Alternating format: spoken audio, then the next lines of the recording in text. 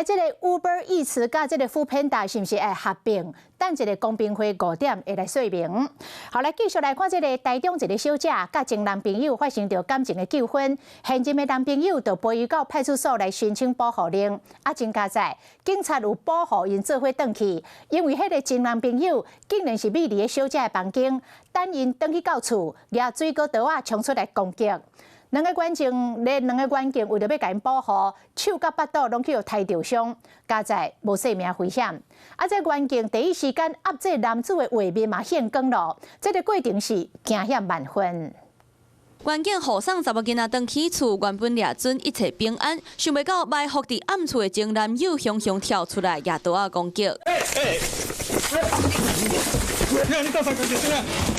远警随反应来保护查某囡仔压制前男友，过程中两个远警拢有着伤。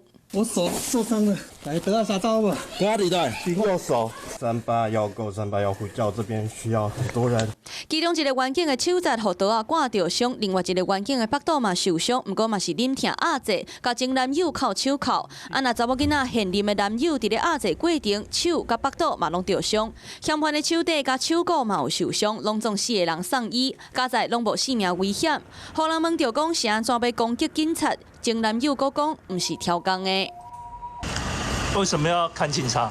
没有要看警察，是他挡到警察。查某囡仔因兜的大楼电梯拢是火，因为甲前男友的感情纠纷来报警察。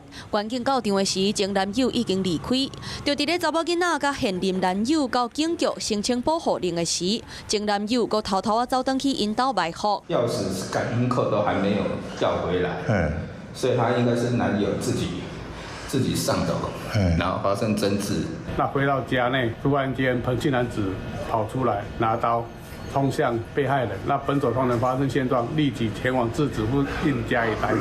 前男友伫咧派出所做笔录的时，雄雄头刑送医，因为伊阁有查某囡仔因兜的锁匙甲电子锁，才有机会入去房间埋伏。若毋是远警送查某囡仔甲现任男友转去，阁阻挡前男友下手，效果不堪设想。